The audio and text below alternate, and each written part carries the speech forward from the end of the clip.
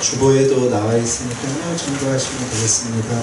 로마서 1장 3절에서 4절 말씀 우리 한 목소리로 공독하도록 하겠습니다. 그의 아들에 관하여 말하면 육신으로는 다윗의 혈통에서 나셨고 성결의 영으로는 죽은 자들 가운데서 부활하사 능력으로 하나님의 아들로 선포되셨으니 곧 우리 주 예수 그리스도시니라. 아멘. 네, 축복합니다. 네, 명절 잘 보내시고 오신 거죠? 네, 네, 축복합니다.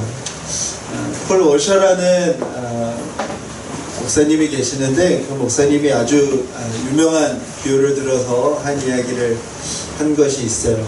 그게 뭐냐면, 만약에 어떤 사람이 오늘 교회 오는 길에 대형 덤프트럭에 부딪히는 사고를 당하였다고 한다면 그 사람에게는 누가 봐도 부인할 수 없는, 누가 봐도 부정할 수 없는 그 사고의 흔적이 있을 수밖에 없다는 것입니다.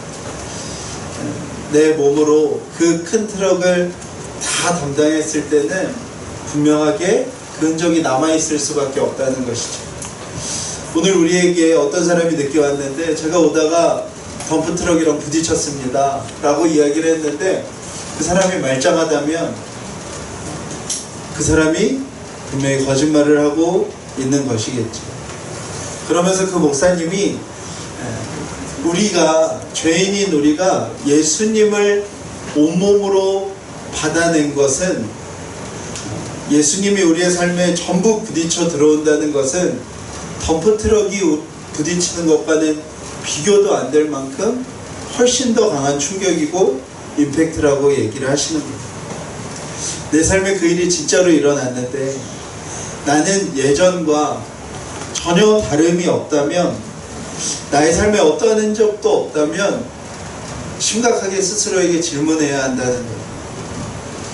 정말 그 예수님이 성경에 나타난, 성경에 계시된 그 예수님이 맞는지 스스로에게 심각하게 질문해야 한다는 말씀이었습니다.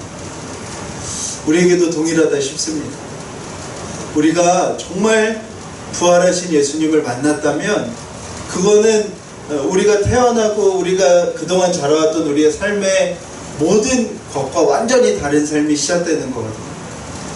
그러고 나서도 우리의 삶에 아무런 변화와 흔적이 없다면 우리는 스스로에게 물을 수 있어야 하는 것이죠. 지난주에도 우리가 나누었듯이 성경이 말하는 죄는 저와 여러분이 스스로 하나님이 되고 싶어 한다는 것입니다. 성경이 말하는 이 세상에 가득한 죄, 모든 사람들이 그 죄에서 단 한 명도 벗어나 있지 않는 그 죄는 뭐냐면 스스로가 하나님이 되어 살아가는 삶이라는 죄인 것입니다. 그 죄악들이 뭉치고 뭉쳐서 우리는 악이 가득한 세상 속에 살아갈 수밖에 없음을 성경은 이야기하고 있습니다. 이제 로마서를 강의하면서 이 내용들을 계속 살펴보겠지만 사도 바울은 1장의 죄에 대하여 마음에 하나님을 두기 싫어하는 것이라고 설명합니다. 죄가 무엇이라고요? 내 마음에 하나님 두기를 싫어하는 것입니다. 이것이 사도 바울이 지적하고 있는 저와 여러분의 죄예요. 사람은 마음에 하나님을 왕으로서, 임금으로서 모시고 살게끔 지어졌습니다. 예배하고 살게끔 지어졌어요. 그때야 비로소 내 삶의 목적이 무엇인지, 의미가 무엇인지를 깨달으면서 살 수 있게 되어진 채로 우리는 태어난 것인데, 우리는 그 하나님의 형상대로 사는 것이 아니라 내가 하나님이 되어 내가 하나님이 되고 싶어 살아가는 삶을 사는 것입니다. 제가 청소년을 담당할 때 청소년 수련회에서 수련회를 시작하면서 종이 2장을 나눠준 적이 있어요. 수련회가 딱 시작할 때 신나는 음악을 틀어놓고 종이 2장을 나눠주면서 친구들과 이야기하고 대화하면서 2가지 질문을 그것에 그려보라고 그랬어요. 첫 번째 질문은 뭐였냐면, 여러분을 행복하게 해주는 게 무엇이냐는 질문이었어요. 여러분들이 지금 무엇을 할 때 행복을 느끼는지를 적어보라고 했어요. 두 번째 종이에는 지금으로부터 20년 후에 여러분들이 생각하는 여러분들 자신의 최고의 행복한 모습을 그려보라고 하였습니다. 한 300명 되는 아이들이 정확하게 저의 의도대로 낚였어요. 하나님을 적은 사람들은 거의 없었고요. 행복하게 느끼는 거, 또 20년 후에 가장 행복해하는 자신의 모습을 상상하면서 그린 모습들은 다 한결같이 뭐였냐면 좋은 집, 좋은 차, 손에 명품 핸드백, 뭔가를 성공한 거, 뭔가를 성취한 거, 돈, 예쁜 아내, 심지어 강아지. 대부분의 아이들에게 하나님은 없었어요. 성경이 말하는 죄는 바로 이것이에요. 우리를 행복하게 해주는 것 중에 하나님이 없어요. 혹은 하나님을 나를 행복하게 해주는 것 중에 하나 정도로 여기는 것이 성경이 말하는 죄인 것입니다. 나의 행복을 위해서는 하나님은 있다가 또 없어도 되는 것, 하나님도 나의 행복을 위해 존재해야 되는 것으로 여겨버리는 것이 성경이 말하는 죄이고, 구약에 그토록 많은 믿음의 사람들이, 하나님이 선택한 백성들이 끊임없이 무너지고 무너졌던 죄의 모습이 바로 그것이에요. 마음에 하나님을 두지 않는 사람은 그 마음에 하나님 대신 예배할 것을 찾는데 그 예배의 대상은 모두 다 자기 자신이에요. 하나님을 예배하지 않는 사람은 궁극에 누구를 예배하면서 사냐면 자기 자신을 예배하면서 살아요. 마음에 하나님 두기 싫어하는 인간이라는 존재는 마음에 자신이라는 자아를 하나님 삼아 살아가게 돼요. 성경은 그 죄가 매우 매우 심각한 죄라고 얘기해요. 하나님은 그 죄를 해결하기 위하여 구약의 율법을 주셨고요. 그 죄를 해결하기 위하여 제사를 만드셨고요. 그 죄를 해결하기 위하여 심지어 자신의 독생자인 예수 그리스도를 보내시기도 하셨습니다. 마땅히 예배해야 하는 하나님을 예배하지 않고 자기 자신을 하나님으로 삼아 사는 그 죄를, 하나님은 그 죄는 반드시 심판이 있을 것이고 심판 이후에 하나님의 형벌이 있을 거라고 성경에서 수도 없이 경고하고 있어요. 그럼에도 불구하고 우리는 이 죄를 심각하게 받아들이지 않아요. 왜요? 우리는 태어날 때부터 그 죄 가운데서 이제껏 살아왔기 때문에 그래요. 우리가 하는 모든 행동, 말 속에 그 죄가 다 담겨 있어요. 우리의 삶의 목적, 원하는 것들, 이루고 싶은 것들, 내가 행복이라고 생각하는 모든 것들, 내가 맺고 있는 모든 관계에서 우리는 다 이 죄 가운데 아주 깊이 물들어져 있어요. 하나님을 예배하지 않는 자는 자기 자신을 예배하면서 살아가는데, 근데 정말 큰 문제는 우리는 하나님 없이는 내가 누구인지를 알 수 없는 존재들이에요. 나라는 존재는 창조주인 하나님을 만날 때 비로소 내가 누구인지, 나의 의미가 무엇인지, 나의 목적이 무엇인지를 알 수 있게 되는 것인데, 문제는 나를 예배하면서 사는데 내가 누구인지를 몰라요. 그래서 나를 어떻게 예배하냐면 다른 사람의 시선으로 예배해요. 나 자신을 예배하는 방법을 모르니까 나를 예배하는 방법으로 사람들은 다 어떤 거를 선택하면서 사냐면 다른 사람들이 보는 나에 대하여 예배하면서 사는 거예요. 모든 관심을 다른 사람들이 보는 나에 매달려 있게 돼요. 요한 사도는 요한일서에서 하나님을 떠난 죄에 대하여 이렇게 표현해요. 우리 한번 찾아볼게요. 요한일서 2장 16절에서 17절 말씀입니다. 네, 성경 뒤쪽에 요한계시록 앞쪽에 있는 요한일서 2장 16절에서 17절을 펼쳐보시고요. 저는 표준세 번역으로 읽어드리겠습니다. 제가 표준세 번역으로 읽을게요. 눈으로 보세요. 세상에 있는 모든 것, 곧 육신의 욕망과 눈의 욕망과 살림살이의 자랑거리는 아버지께로부터 나온 것이 아니라 세상으로부터 나온 것이기 때문입니다. 이 세상도 사라지고 이 세상의 욕망도 사라지지만 하나님의 뜻을 행하는 사람은 영원히 남습니다. 요한 사도는 하나님을 마음에 두기 싫어하는 죄의 모습이 우리의 삶 가운데 어떻게 나타나는지에 대해 이야기하는데, 육신의 욕망, 눈의 욕망, 살림살이의 자랑거리로 나타난다는 거예요. 하나님을 예배하면서 사는 그 삶 대신 내 자신을 예배하면서 사는데요, 그 죄의 모습은 육신의 욕망으로 살아가고 보이는 것에 대한 욕망으로 살아간다는 거예요. 나의 살림살이를 자랑하면서 살아간다는 거예요. 뭐예요? 나를 예배하는 그 예배의 모습이 온통 뭐에 초점이 맞춰져 있는 거예요? 다른 사람들이 보는 나에 대하여 초점이 맞춰져 있는 거예요. 내가 욕망을 느껴서 무언가를 행동을 하지만 실상은 무엇이냐면 다른 사람들이 보는 나에 대한 욕망 속에 살아가는 거예요. 다른 사람에게 내가 가진 나의 살림살이를 자랑하면서 사는 것이 나를 예배하는 방법으로 사는 거라고. 노아의 홍수를 많이 알고 있죠. 노아의 때에 많은 사람들이 다 하나님을 떠났어요. 다 스스로 하나님이 되어 자신들을 예배하면서 살아갔어요. 눈에 보이는 하나님을 믿을 수 없어서 눈에 보이는 강한 민족인 네피림을 믿으면서 의지하면서 살아갔어요. 그때 하나님이 그들을 심판하세요.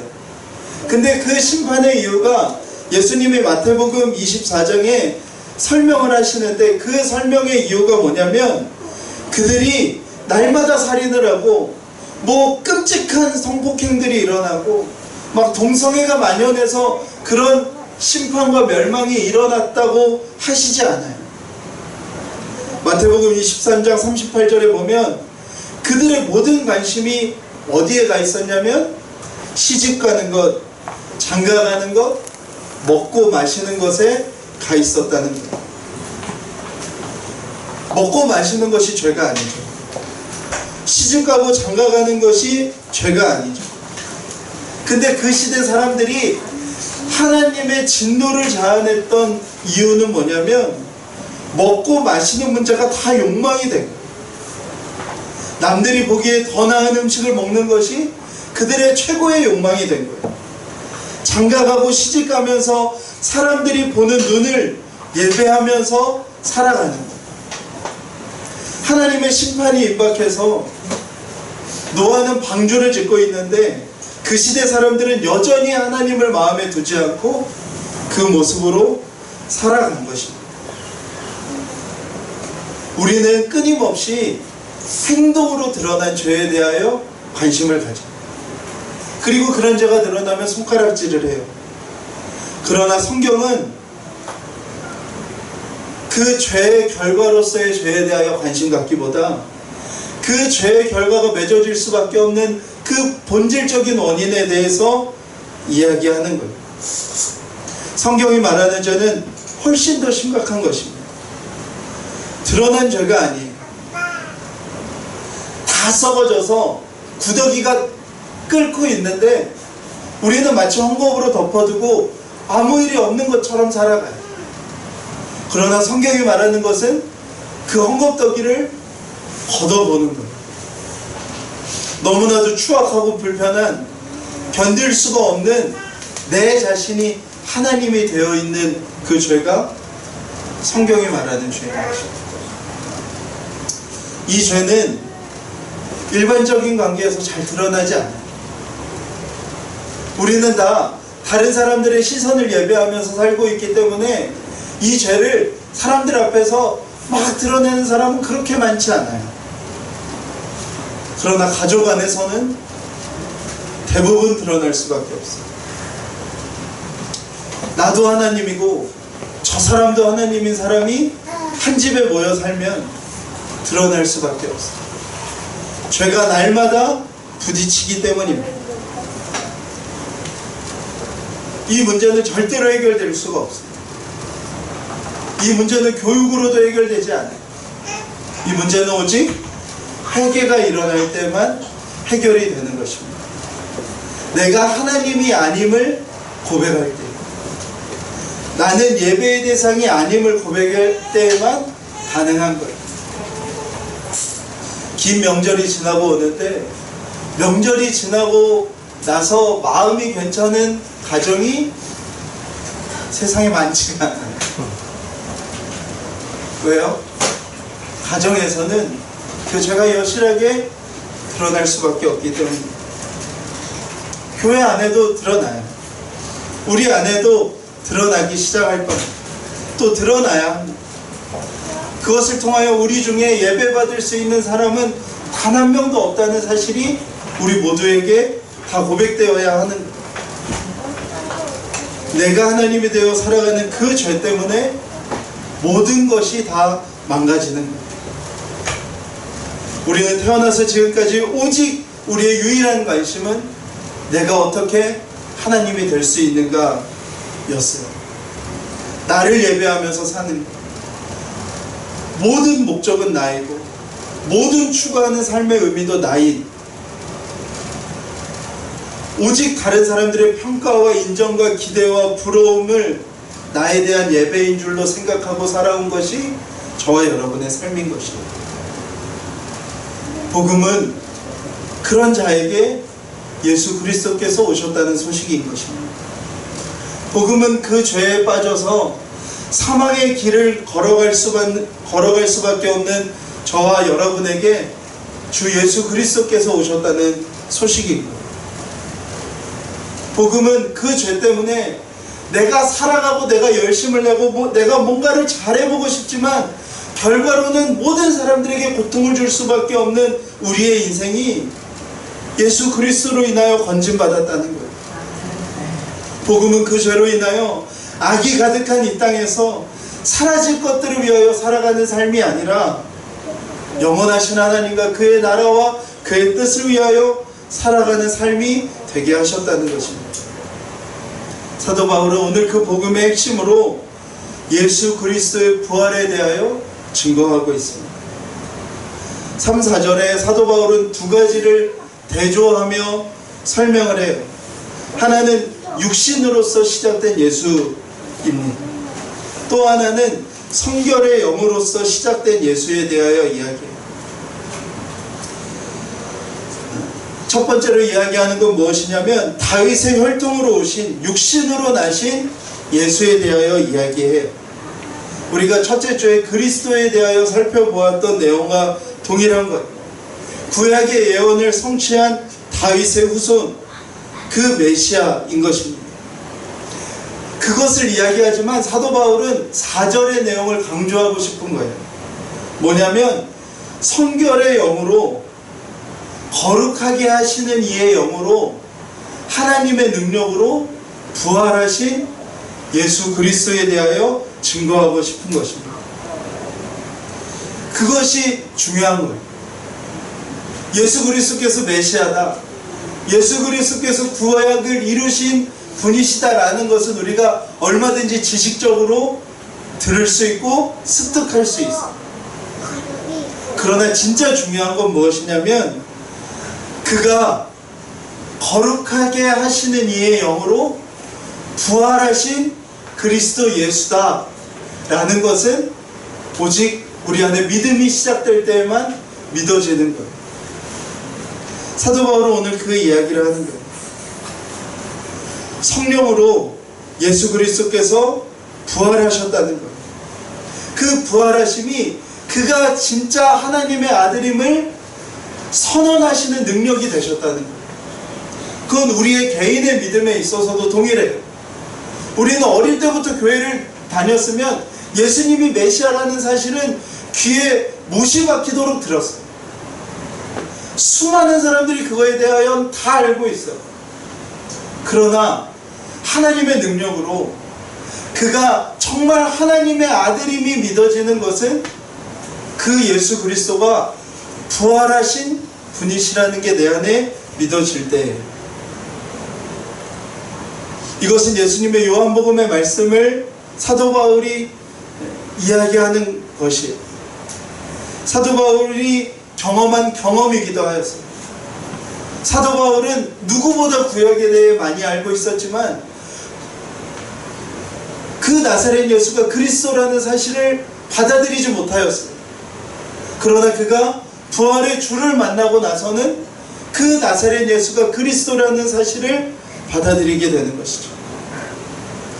요한복음에 보면 예수님께서 우리 안에, 우리가 예수님 안에 거하게 되는 것이 예수님이 이 땅에 오신 목적이라고 말씀하고 있어요. 그 일이 일어나는 것도 무엇이냐면 예수 그리스도의 부활이에요. 예수님께서 이 땅에 오신 목적은 임마누엘, 우리와 영원히 함께 하시는 것임을 모든 복음서가 증거하고 있어요. 그런데 그 일이 어떻게 일어나는 것이죠? 그것도 역시 성령의 능력으로 부활이 일어날 때 일어나는 것입니다. 이 성령의 능력으로 예수 그리스도의 부활이 경험되지 않는다면 우리는 머리로 동의하는 종교 지식을 아는 것과 다르지 않아요. 그러나 성령의 능력으로 예수 그리스도의 부활이 일어났다는 사실과 그것이 우리 안에 일어날 때 비로소 우리는 주 예수 그리스도를 믿는 일이 일어나게 되는 것입니다.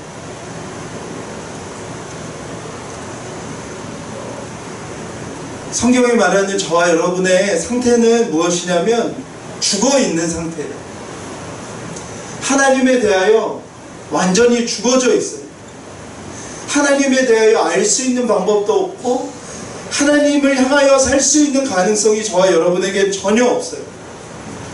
그래서 하나님은 저와 여러분을 구원하시기 위하여 예수님을 보내시는 결정을 하시고 예수님을 이 땅에 보내시고 그는 공생의 사역 3년 만에 너무나도 초라한 죽음을 맞이해요. 그래서 사람들은 분노해요. 사람들의 기대는 뭐였냐면 메시아라는 존재는 내 소망을 이뤄줄 존재라고 생각했어요. 나에게 더 나은 자랑거리를 만들어줄 존재라고 사람들은 메시아를 기대하고 있었는데 그 예수님이 너무나도 연약한 모습으로 처참한 모습으로 죽임을 당한 거예요. 그러나 성경은 이야기해요. 그것에 하나님의 놀라운 지혜가 숨겨져 있었던 거예요. 그게 뭐였냐면 바로 부활이에요. 예수 그리스도를 성령의 능력으로 권능으로 죽음에서 부활시키신 것, 그것이 하나님의 놀라운 지혜였고 예수 그리스도께서는 죽음에 머물러 계실 수가 없으셨고 성령의 능력으로 예수 그리스도께서 부활하신 것이에요. 그것이 우리에게도 동일하게 일어나는 거예요. 허물과 죄로 죽어있던 우리에게 예수 그리스도께서 어떻게 역사하시는지가 동일하게 일어나는 거예요. 저와 여러분이 허물과 죄로 죽어있는 우리의 마음에 예수 그리스도께서 동일하게 부활하시는 거예요. 저와 여러분의 마음에 예수 그리스도께서 성령의 능력으로 부활하시게 되는 것입니다. 우리 안에 있는 하나님을 떠난 죽음의 상태를 성령의 권능으로 부활하셔서 우리와 영원히 함께 하시는 임마누엘의 주님이 되게 하시는 것. 요한복음에 보면 요난이 예수님이 그 당시에 제자들이 이해가 되지 않는 얘기들을 엄청나게 많이 하세요.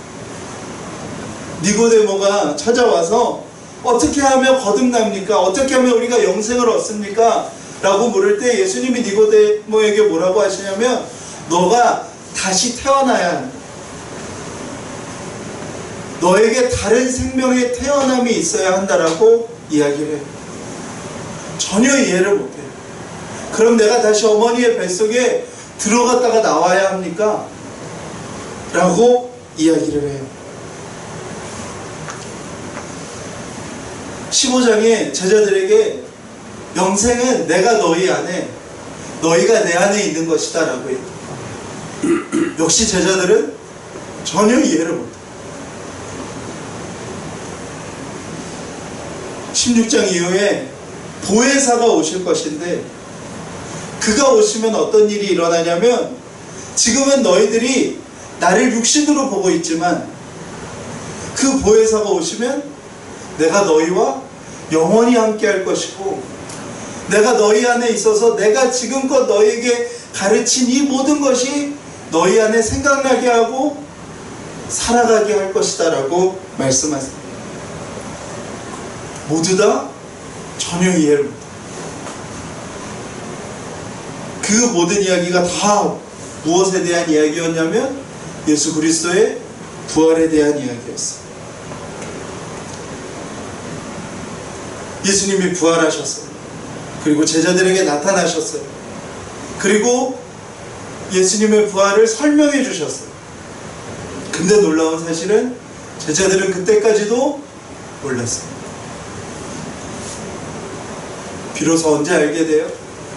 오순절 날 성령의 능력으로, 성령의 권능으로 그들의 심령 안에, 그들의 죽어있던, 허물과 죄로 죽어있던 그들의 마음 안에 예수 그리스도께서 부활하실 때 그들은 예수님이 자신들과 함께 다니면서 하셨던 이야기부터 부활의 몸을 입고 오셔서 우리에게 하셨던 모든 이야기까지들을 전부 다 알게 돼요. 베드로가 오순절 때 성령을 경험해요. 무엇이었냐면 자신의 내면 안에, 자신의 속사람 안에 예수 그리스도의 부활이 경험되어진 것입니다. 그리고 베드로는 완전히 다른 사람이 돼요. 베드로는 자신의 죽음이 두려워서 예수님이 십자가에 못 박히실 때 예수님을 모른다고 하던 사람이었어요. 근데 그가 자신의 죽음의 상태에 있던 마음 안에 예수 그리스도의 부활을 경험하고 나서는 3,000명 앞에 일어나서 외쳐요. 우리 주보에 있는 말씀을 한번 읽어봅시다. 사도행전 2장 36절의 말씀입니다.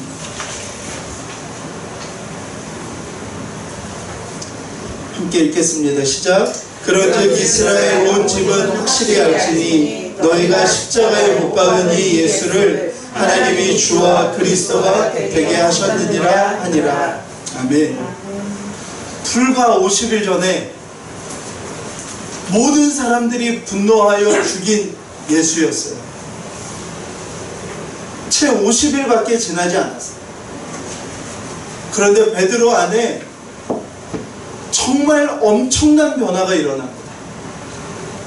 어떤 것도 두렵지 않고 죽음도 두렵지 않는 한 가지 놀라운 변화가 일어났는데 무엇이냐면 그 심령 안에 거룩하게 하시는 영으로 말미암아 예수 그리스도의 부활이 일어난 거예요. 그리고 3,000명에게 손가락질하며 얘기하는, 너희가 예수를 십자가에 죽였지만 하나님이 그를 다시 살리셔서 주와 그리스도가 되게 하셨다. 그리고 그 일에 내가 증인이다 라고 얘기하는 거예요. 놀라운 것은 그 설교를 듣고 3,000명이 그날 회개하게 된 거예요. 사랑하는 여러분, 우리는 이것을 믿는 거예요. 우리가 믿는 것은 부활하신 예수 그리스도를 믿는 거예요. 내가 예수님을 믿는다는 건 교회에 출석한다는 의미가 아니에요. 내가 예수님을 믿는다는 건 무엇이냐면 그 예수 그리스도가 허물과 죄로 죽어진 내 마음에 부활하셨다는 것을 믿는 거예요. 그것이 그리스도인인 것입니다. 부활한 주를 경험한 베드로도 사도 바울도 그 부활의 역사에 자기 자신을 끼워 넣을 곳이 없었어요. 그래서 그들은 자기 자신에 대하여 뭐라고 설명하냐면 우리는 이 일의 증인이 되었다라고 이야기하는 거예요. 우리는 그 삶을 사는 거예요. 내 안에 부활하신 그리스도 예수께서 행하시는 모든 것에, 그 모든 것에 대한 증인으로서의 삶을 살아가는 거예요. 증인은 뭔가를 보려고 해서 본 사람을 증인이라고 하지 않아요. 그냥 눈앞에 펼쳐진 사건을 보게 된 사람이 증인인 거죠. 차 사고를 봤어야 증인이지 차 사고를 만들어냈으면 사기꾼인 거예요. 우리는 그 믿음으로 사는 거예요. 부활의 증인으로 사는 거예요. 내 안에 부활의 놀라운 역사가 일어나는 것을 본 거예요. 허물과 죄로 죽어서 내 자신을 하나님으로 예배하며 살아갔던 그 삶에서 예수님께서 십자가에 죽으시고 부활하심으로 내 안에 부활의 주로 살아계심을 믿으면서 사는 것이 우리가 믿는 거예요. 사랑하는 여러분, 기독교는 절대로 돌을 닦아 어떤 수준에 도달하는 종교가 아니에요. 완전 정반대예요. 기독교는 그냥 우리 안에 일어난 예수 그리스도의 부활의 증인이 된 사람들의 모임이 기독교고 교회인 것입니다. 믿음의 삶은 매우 단순한 거고 구원의 결과도 매우 단순한 거예요. 무엇이냐면 그 부활의 주와 함께 살아가는 것입니다. 주보에 보면 많은 사람들이 구원을 이해하는 방식이 있어요. 우리의 삶이 시작되고 우리의 삶 가운데 어느 순간에 예수님을 만나는 시점이 우리에게 있어요. 그리고 우리는 예수님이 다시 오시거나 우리가 죽었을 때 구원을 얻는다고 많은 사람들이 생각해요. 그게 기독교라고 생각해요. 예수님을 믿고 나서 우리는 그 예수님의 뜻과 말씀을 지키면서 살아가야 돼요. 그것을 날마다 체크하고 저울에 재어서 마지막 날에 하나님의 심판대 앞에서 우리가 죽음과 지옥이 결정되는 심판처럼 생각해요. 그러나 성경이 말하는 구원은 그런 것이 아니에요. 성경이 말하는 구원은 두 번째에 있는 그림과 같아요. 우리는 예수님을 만나는 순간, 그 순간은 어떤 순간이냐면 스스로 하나님이 되어 살아가던 허물과 죄로 완전히 죽어져 있는 우리 가운데 예수 그리스도께서 부활하신 순간이에요. 그 순간부터 우리는 부활의 주와 함께 사는 거예요. 그 부활의 주와 영원히 함께 사는 거예요. 내가 하나님이 되어 살아가던 나의 성읍을 세우던 삶에서 하나님 나라의 삶을 이미 우리는 시작하는 거예요. 사도 바울은 로마서에 이 복음에 대하여 이야기하면서 놀라운 표현을 해요.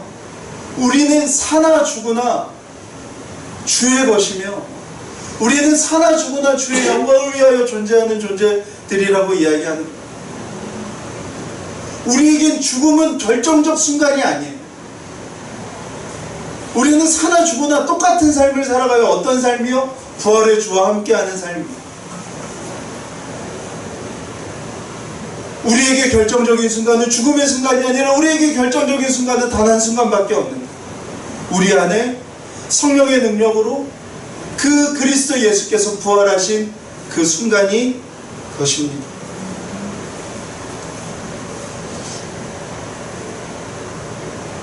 구원받은 자로서 살아가는 삶은 이제 내 삶에 하나님이 내가 아닌 내 안에 부활하신 예수 그리스도임을 믿으면서 사는 것입니다.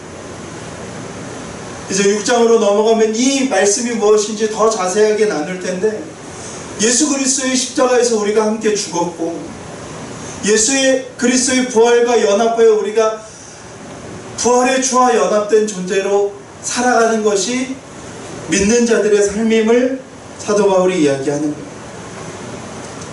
우리의 모든 행동 하나에, 우리의 모든 말 하나에, 우리의 자랑거리 하나에, 얻고자 하는 모든 것까지 우리는 이제 내 안에 오신 예수 그리스도에게 반응하면서 사는 삶이 되는 것입니다.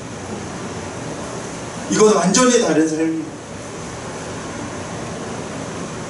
로마서 12장이 넘어가요. 1장에서 11장은 복음에 대한 내용이고 12장부터 16장은 믿는 자들의 삶에 대한 내용인데, 12장 1절에서 2절에 그 삶의 전환이 무엇이냐면 이제 우리의 관심은 나의 자랑거리, 내 살림의 자랑거리, 안목의 정욕, 육신의 자랑이 아니라 이제 우리의 삶의 전환은 무엇이 되냐면 하나님의 기쁘시고 선하시고 온전한 뜻이 무엇인지를 매일매일 물으면서 사는 삶이 우리의 삶이 되는 거예요. 그 하나님의 하나님 될 때 하나님 나라가 임하는 것을 경험하는 거예요. 가정에서, 교회에서, 악이 가득하지만 이 땅 가운데서 그 하나님의 나라를 일구면서 살아가는 것이 우리의 삶이 되는 거예요. 장차올 천국이 있기 때문에 이 땅을 천국으로 삼아 살아가는 삶이 우리에게 일어나는 것입니다. 사도 바울은 이 모든 것이 믿음 하나로 이루어지는 것이라고 로마서에서 설명합니다. 할렐루야. 우리가 무언가를 막 공부하고 연구하고 어떤 수준에 도달하여 어떤 수준에서 깨닫게 되는 무언가가 아니라 단 한 가지가 요구되어지는데 그것이 뭐라고요? 믿는 거다. 무엇을 믿는 거겠습니까? 우리 안에 부활하신 주 예수 그리스도를 나의 유일한 믿음의 대상으로 삼아 사는 그 믿음의 변화가 이 모든 것을 우리 가운데 이루어지게 하는 열쇠라고 얘기하는 거예요. 나사렛 예수가 예언된 메시아이시고 성령의 능력으로 부활하신 임금과 구주임을 정말 내 안에 믿어지면 성경에서 약속하신 그리스도 예수를 통한 회복과 치유가 우리가 사는 이 땅 가운데 일어납니다. 장차올 하나님의 나라가 우리 가운데 유업으로 오는 것임을 단 한 가지 믿음으로 얻게 된다는 것입니다. 그것이 놀라운 변화예요. 믿음의 대상이 이제 나에서 예수님으로 바뀌는 것이기 때문입니다. 스스로 하나님 되었던 나는 예수 그리스도의 십자가에 함께 죽었고 오직 내 안에 그리스도 예수께서 성령의 능력으로 부활하셨음을 믿는 그 믿음이 이 모든 것이 일어나게 되는 일이라고 얘기하는 거예요. 이제부터 우리의 삶은 내가 하나님을 증거하기 위하여 살아가는 것이 아니라 내 안에 오신 그리스도 예수의 부활의 증인으로서 사는 거예요. 사도 요한은 요한복음에 이거를 뭐라고 표현하냐면 영접이라고 표현해요. 예수 그리스도를 영접하는 거예요. 영접이 뭐예요? 귀중한 손님을 두 손 두 발 다 벌려서 환영하는 게 영접이에요. 내 안에 부활하신 예수 그리스도께서 나에게 오심을 내 모든 보좌, 내가 스스로 왕노릇하고 주인 노릇했던 내 삶의 모든 자리를 다 내려놓고 그 자리에 앉게 하는 것. 예수 그리스도를 주인으로 삼아 살아가는 것입니다. 청년들을 담당했을 때 한 형제가 이 부활의 주님을 만나게 되었어요. 참 그렇게 놀랍게 비슷한 그 모습이 있어요. 처음 만났을 때 그냥 예배 때마다 눈물이 나. 그렇게 무슨 얘기만 하면 울고 있고. 그 형제가 그런 시간을 보냈어요. 그러다가 어느 날 찾아와서 이런 얘기를 하는 거예요. 너무 두렵다는 거예요. 이게 진리인 걸 알겠고 이 진리에서 정말 한 걸음도 벗어나고 싶지 않은데 내가 정말 다시 세상으로 돌아가지 않을 수 있을까요? 정말 아무도 모르지만 그 더러운 죄들을 그 짓던 나로 정말 내가 다시 돌아가지 않을 수 있을까요? 라면서 제 앞에서 그렇게 울더라고요. 그러면 마음이 어때요? 되게 기뻐요. 기뻐서 그냥 너무 기쁘게 그 청년을 보고 있었어요. 근데 마음속에 걱정이 되잖아요. 좀 시간이 지나고 그 청년에게 가서 물어봤어요. 혹시 다시 죄에 무너지진 않았어요? 근데 그 청년이 또 울어요. 그러면서 그 청년이 참 기가 막힌 대답, 막 평생 잊지 못할 대답 한마디를 했어요. 그게 부활의 증인으로서의 고백이라고 믿습니다. 그 청년이 뭐라고 하냐면 죄 앞까지 간 적이 있다는 거예요. 정말 바로 코앞까지 간 적이 있었다는 거예요. 그런데 목사님 못하겠더라고요.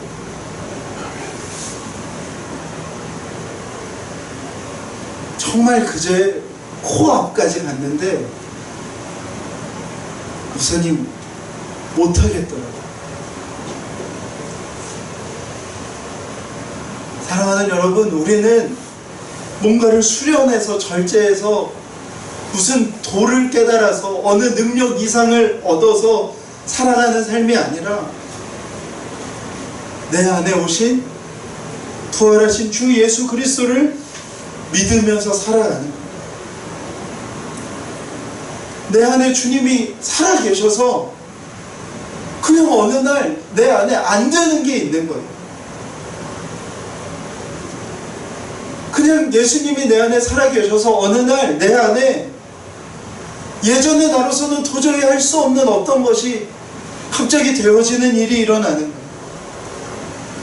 그냥 내 안에 주님이 살아계셔서 원함과 원망뿐이었던 마음이 어느 순간 그냥 사라지는 거예요. 내가 한 것 없는 거예요. 그냥 나는 내 안에 오신 부활하신 주님의 증인이 된 것 뿐인 거예요. 세상 것으로 나를 다 채워도 부족할 것 같은데 더 이상 그렇게 사라지지가 않는 거예요.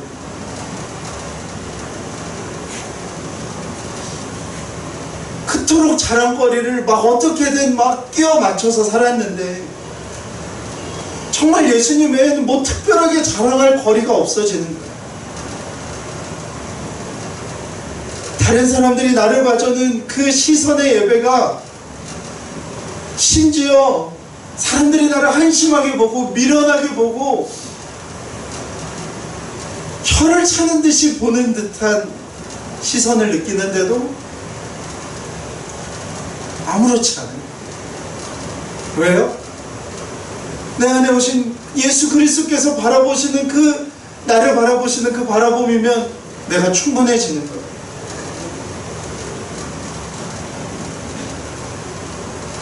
우리는 이것을 믿는 것이고 이렇게 살아가는 것입니다.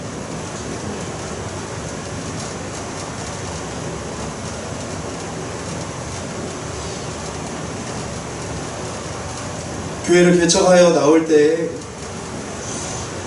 돌아보면 참 아무것도 없이 나왔어요. 제가 아마 교회에 계속 남아 있었다면 어느 순간에 뭐 인원도 떼어주고 돈도 지원해주고 사택도 마련해주면서 그렇게 교회를 시작했을 거예요. 모든 것을 다 준비시켜주고 물론 제 마음 안에도 그걸 원하는 마음이 있어요. 그거를 기다렸을 겁니다. 그런데 어느 순간에 제 마음 안에 마음의 수많은 불편함들, 갈등들, 여러 가지 이야기들이 쏟아져 나왔어요. 나는 왜 이곳에 있어야 하나? 나는 정말 하나님 앞에 부름받은 이 소명의 삶을 어떻게 살아야 하나? 라는 기도가 되어지면 되어질수록 저에게 그 안정이라는 것은 어쩌면 보장받고 싶어하는 미래라는 것이 그냥 죄처럼 느껴졌어요. 어느 순간에는 그곳에 있는 이유가 월급 외에는 없다는 것을 스스로 인정할 수밖에 없는 수많은 일들이 일어나기도 했습니다.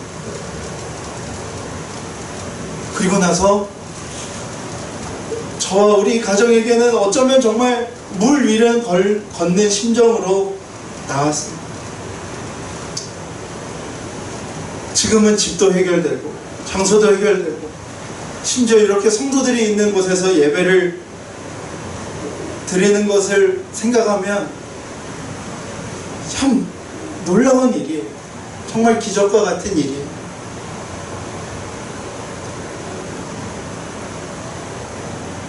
그런데 저라면, 그냥 가장으로서의 저였다면, 그냥 아들로서의 저였다면 전 이렇게 못했을 거예요.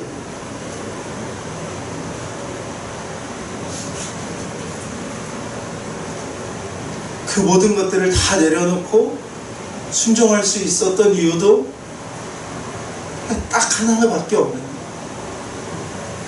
예수님께서 행하셨던 일들에 순종했던 것이고 증인이 된 것 뿐입니다.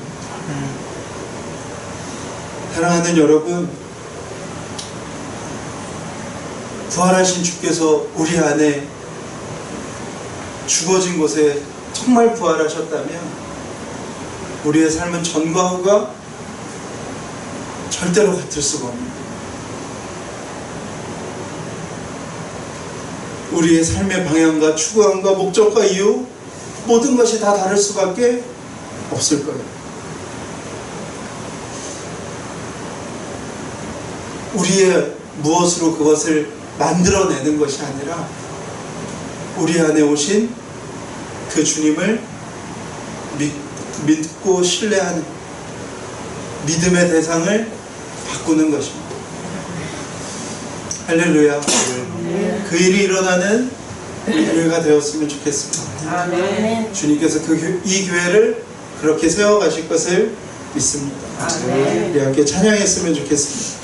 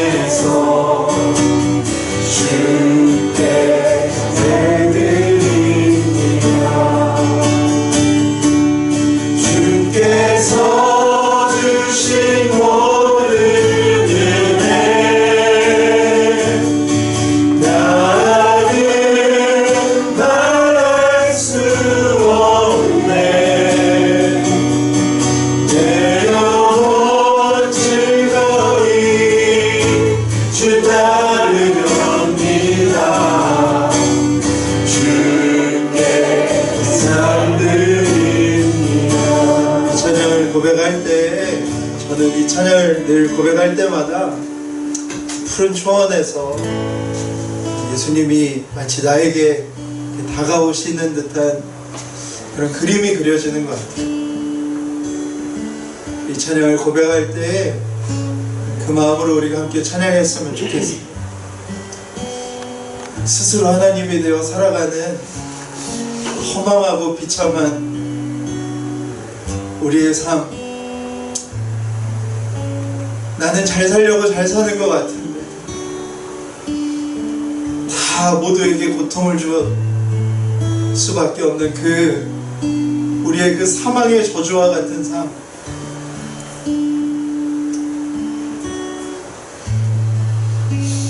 허무하고 공허하고 뭔가 없어서 열심히 살았는데 얻고 나면 아무것도 아닌 것 같은 그 삶에 예수 그리스도께서 사랑으로 우리에게 찾아오신 우리를 그 삶에서 건지시기 위하여 찾아오시는 요한의 고백대로라면 영접하는 것입니다. 내 모든 마음을 벌리고 예수님 내게 오십시오. 내가 하나님 된 이 삶에 정말 아무런 소망이 없으니 주님 내게 오십시오. 사도 바울의 고백처럼 내가 십자가에 죽고 내가 예수 그리스도의 부활에 연합된 자로 살아가는 것, 내 안에 예수 그리스도의 부활이 일어나는 것, 주님이 이미 이루어 놓으신 그 모든 사랑이 하나님 내게 믿어지게 해주십시오. 그 마음으로 우리 한 번 더 이 찬양을 고백했으면 좋겠습니다. 오직 주의 사랑에 매여 내 영 기뻐 노래합니다. 이 소망의 언덕 어둠의 땅에서 주께 살드립니다. 오직 주의 임재 안에 가서 내 영 기뻐 찬양합니다.